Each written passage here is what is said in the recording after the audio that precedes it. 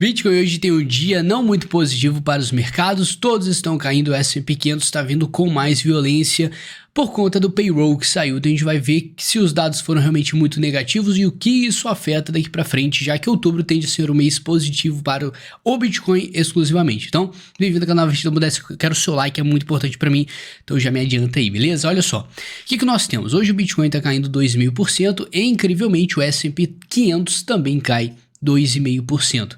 Você deve estar percebendo que o Bitcoin ele não está acompanhando de forma alguma a queda que a gente tem visto no S&P 500. Se você voltar no histórico do Bitcoin, todas essas quedas que nós tivemos, com certeza, cara, foi tipo assim, uma queda desse tamanho no S&P e uma queda gigantona do Bitcoin. Então o Bitcoin ele tem feito uma queda muito mais forte conforme o S&P 500 vai caindo. O S&P 500 cai 2%, Bitcoin cai 10%. Então estava nessa proporção.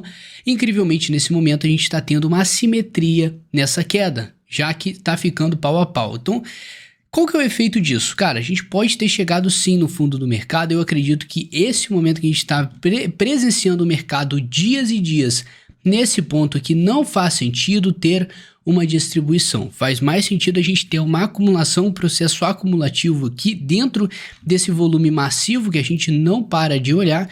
Tá? Toda hora você vai ver o volume disso aqui é incrível, a gente está criando uma zona importantíssima para o futuro. Mas, deixando isso de lado, entendendo o que aconteceu hoje, na verdade, com essa queda do mercado e por que o Bitcoin está se segurando tanto dentro desse contexto, vamos passar para o gráfico de 4 horas, que aqui a gente vai perceber o seguinte. Não é novidade para vocês que a gente já está vendo aí o Bitcoin brigando entre os 19.500 e entre os 19 mil dólares aqui, mais ou menos aqui embaixo a gente tem um mini range no gráfico de 4 horas que se expande para outros ranges como a gente já conversou anteriormente. Então a gente tem o range micro e o range macro. O micro seria esse aqui do meio e o macro seria dessas duas extremidades aqui.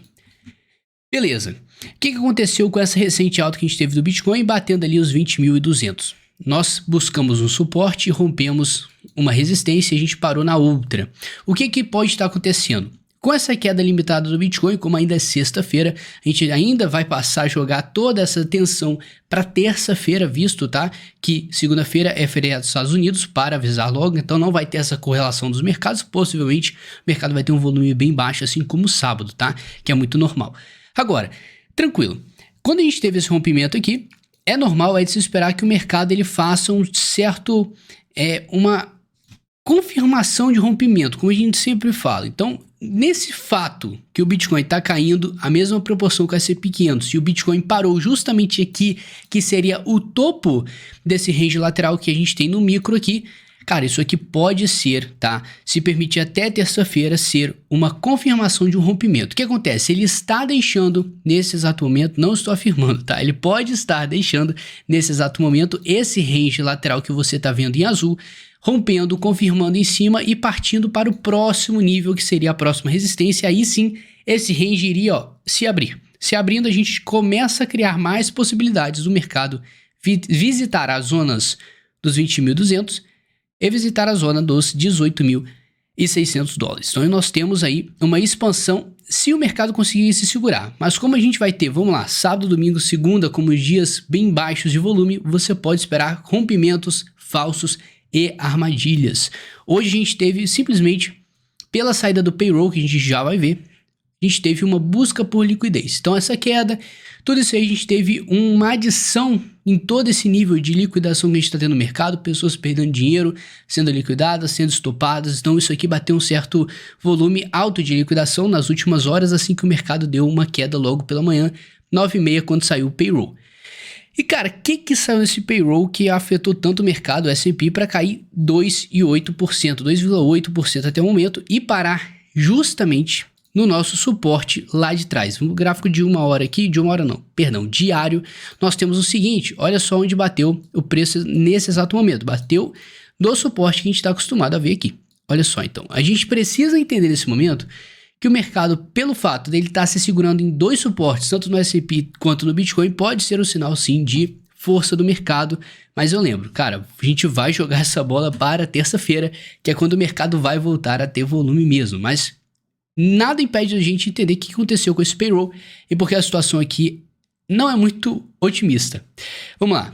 Vagas de trabalho. Quanto mais vagas de trabalho, mostra que o mercado está mais aquecido. Consequentemente, mais pessoas estão ganhando dinheiro.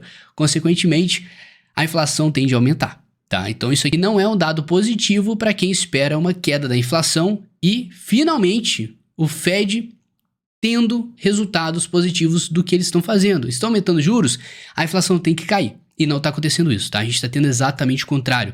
A taxa de desemprego também, ela caiu. Então, tem mais pessoas empregadas em todo esse contexto. O que não está ajudando nem um pouco o Fed a ficar mais moderado conforme as decisões que eles têm para aumentar os juros. Então, se a gente tem sinais positivos, que a economia está tendo uma retração, o Fed vai pegar mais leve. Enquanto eles tiverem motivos para pegar cada vez mais pesado, isso vai pesar os mercados para simplesmente para baixo, tá?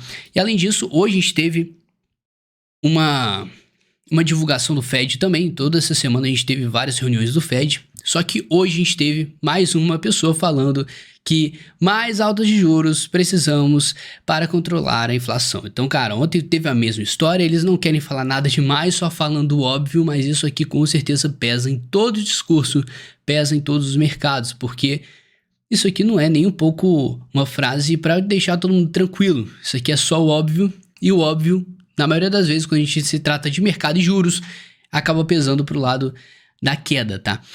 E dentro desse contexto, a gente ainda vai esperar esse final de semana o que vai acontecer, mas eu já te aviso, fica atento com armadilhas nesse final de semana, assim como a gente está buscando 2 suportes importantes, tá? Se atente com possíveis armadilhas. Enquanto isso, nós temos o ciclo do mercado. O que a gente pode esperar desse ciclo? Como eu falei com vocês, o mercado ele tende a formar um fundo, fazer uma tendência lateral, criar um range lateral de alguns meses no nível acima do fundo anterior. Então a gente tem o desespero do pessoal aqui no fundo, todo mundo desiste do mercado e aí que o mercado começa a dar uma resposta. Quando ele começa a dar uma resposta, as pessoas começam a ficar ansiosas. Então quando a gente tem esse efeito, logo depois a gente vê uma queda, e aí quando vê essa queda, essa expectativa, essa ansiedade, cara, vai cair por terra, todo mundo fica mais desesperado ainda, achando que vai voltar tudo, e aí que ele começa a subir. Com certeza o mercado não vai tratar tudo como uma onda A, B e C dessa forma, mas a gente vai ter com certeza ranges laterais sendo construídos conforme a gente vai passando pela ansiedade e pela aversão e a negação, até quando você acha que o negócio não vai subir, e o negócio começa a subir. Então, a gente precisa entender que quanto mais tempo a gente ficar cultivando o mercado nessa zona que a gente está vendo, isso acaba sendo positivo para o mercado, tá? Construir volume, acumular volume dentro de uma região baixíssima como a gente está, é um fator extremamente positivo, mas ao mesmo tempo a gente tem uma pintadinha em cima de dúvida sobre como que a macroeconomia vai se comportar perante isso tudo que a gente está vendo. A gente está vendo praticamente uma recessão, um caos econômico acontecendo, só notícias negativas sobre o mercado, pelo menos o americano. Então a gente fica cada vez mais nessa, o que vai ser desse mercado? Vai estourar alguma bolha gigante, seja imobiliária, seja de qualquer coisa aí que tá toda uma porcaria aí fora. Então, cara, o que vai ter? Então essa dúvida é o que está quebrando muita gente, é o que está deixando todo mundo preocupado e pelo menos muita gente fora do mercado, com cautela para ver onde que vai ser a direção disso aqui. Mas o importante é o Bitcoin manter os seus níveis, porque a gente sabe que o interesse do Bitcoin e o interesse da macroeconomia do mercado tradicional são interesses completamente diferentes, tá? Então por isso, uma excelente sexta-feira, bom final de semana para você. Amanhã vai ter vídeo, domingo também, então você fica esperto que a gente precisa ficar atento em todos os detalhes e cuidado com armadilhas. Tamo junto!